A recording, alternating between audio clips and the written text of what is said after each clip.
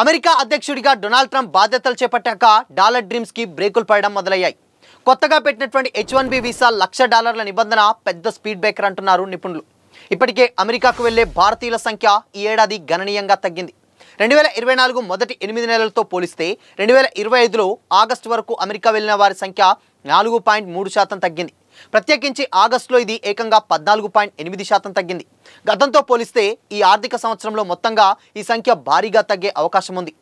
America అంతర్జాతీయ వాణిజ్య విభాగం USITA లెక్కల ప్రకారం ఈ సంవత్సరం మొదటి 8 నెలల్లో విద్యార్థి వీసాపై అమెరికాకు వెళ్ళినటువంటి భారతీయులు 1,77,435 మంది. గత ఏడాది ఇదే టైంలో పోలిస్తే ఇది 26.1% తక్కువ. ఇక టూరిస్ట్ వీసాల మీద వెళ్ళిన వారు 9.98 లక్షలు. గత ఏడాది మొదటి 8 నెలల్లో పోలిస్తే ఇది 2.7% తక్కువ. ప్రత్యేకించి స్టూడెంట్ వీసా మీద అమెరికా వెళ్లే వారి సంఖ్య 2024 ఆగస్టుతో పోలిస్తే ఈ సంవత్సరం ఆగస్టులో 44.5% తగ్గిపోయింది. టూరిస్ట్ స్టూడెంట్ల వీసాలపై వెళ్లిన వాళ్ళు తగ్గడంతో మొత్తం సంఖ్యలోనూ భారీ తగ్గుదల నమోదైంది. USITA లెక్కల ప్రకారం గత 2 ఏళ్లలో ఆగస్టు నెలలో అమెరికాకు వచ్చినటువంటి విదేశీ విద్యార్థుల సంఖ్యతో పోలిస్తే ఈ సంవత్సరం ఆగస్టులో వీరి సంఖ్య భారీగా తగ్గిపోయింది. 2025లో ఆగస్టు వరకు చూస్తే UK తర్వాత అమెరికాను అత్యధికంగా సందర్శించింది భారతీయులే.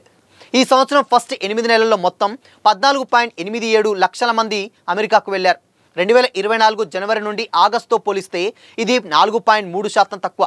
భారత ప్రభుత్వ బ్యూరో ఆఫ్ ఇమిగ్రేషన్ లెక్కల ప్రకారం అమెరికాకు వెళ్తున్నటువంటి భారతీయుల సంఖ్య 2022 నుంచి భారీగా పెరుగుతుంది.